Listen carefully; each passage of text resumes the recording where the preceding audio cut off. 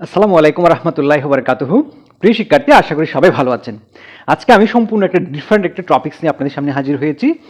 আমার মনে হচ্ছে আপনাদের এই বিষয়টাতে অনেকের কনফিউশন রয়েছে। যদি কনফিউশন থেকে থাকে, আমার বিশ্বাস আজকের ভিডিওটি দেখলে আপনাদের সেই কনফিউশনটা দূর হয়ে যাবে।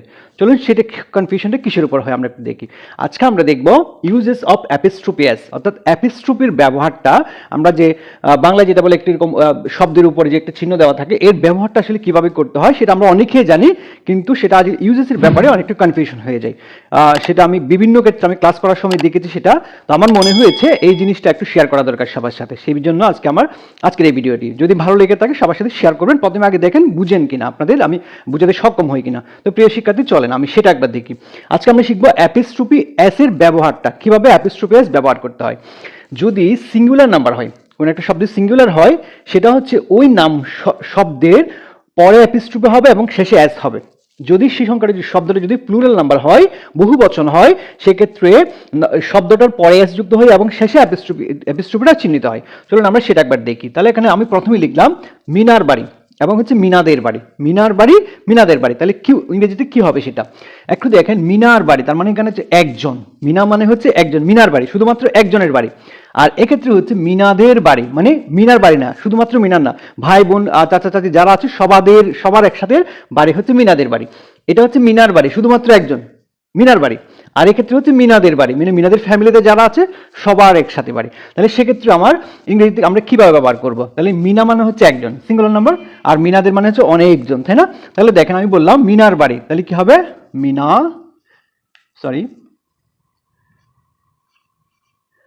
মিনাস হাউস। ঠিক আছে, মিনাস হাউস। আর এটা হচ্ছে মিনাদের বাড়ি, অনেকজনের বাড়ি, তাহলে কি হবে? এস যুক্ত হয়ে পরে এপিস্ট্রোপি হবে, মিনাস হাউস। ঠিক আছে, আমি তাহলে বুঝাতে পারছি। তাহলে একজনের বাড়ি শুধুমাত্র এর, একজন এর, আর এটা হচ্ছে দের, অনেকের বাড়ি, তাই না? এর একজন হলে ওই নামের শেষে কিন্তু অ্যাপিস্ট্রোপি হবে, অ্যাপিস্ট্রোপি এস হবে।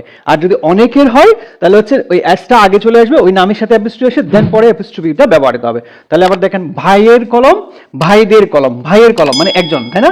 এখানে কিন্তু একজন, এখানে কিন্তু অনেকজন। হ্যাঁ, ভাইয়ের কলম মানে একজনের কলম। তাহলে এখানে হচ্ছে ভাইদের কলম, একজনের না, সব ভাইদের কলম। তাহলে দেখেন ভাইয়ের কলম, তাহলে কি হবে? Brothers, brothers fan, fan, brothers fan.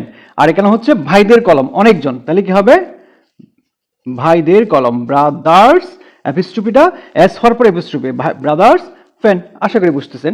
এবার দেখেন শিক্ষকের রুম, শিক্ষকদের রুম, শিক্ষকের রুম মানে একজন শিক্ষকের রুম, তাই না? আর শিক্ষকদের রুম অনেকগুলা শিক্ষকের একসাথে রুম, তাহলে শিক্ষকের রুম, তাহলে কি হবে? টিচার্স,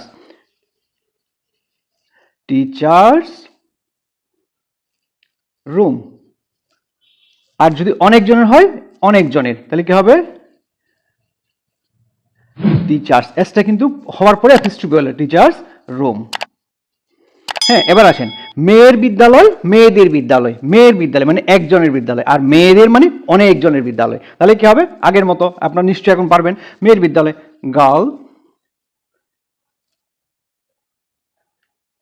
গার্লস স্কুল, দেন হচ্ছে মেয়েদের বিদ্যালয়, অ্যাপিস্ট্রোপি পড়ে গেছে, গার্লস স্কুল। আশা করি আপনাদের ব্যাপারটা ক্লিয়ার হয়ে গেছে। তাহলে আবার বলি, যদি সিঙ্গুলার একজন হয়, এক বচন হয়, তাহলে হচ্ছে ওই শব্দটার পরে অ্যাপিস্ট্রোপি হয়ে এস হবে। আর যদি অনেকজন হয়, বহু বচন হয়, প্লুরাল নাম্বার হয়, তাহলে এস হওয়ার পরে অ্যাপিস্ট্রোপিটা হবে। আপনারা মিলিয়ে দেখবেন অনেকগুলো। আশা করি আপনারা খুব সুন্দরভাবে বুঝতে পেরেছেন। যদি বুঝে থাকেন, ভালো লাগে থাকে, বন্ধুদের সাথে শেয়ার করবেন। থ্যাংক ইউ, ভালো থাকবেন, আল্লাহ হাফেজ।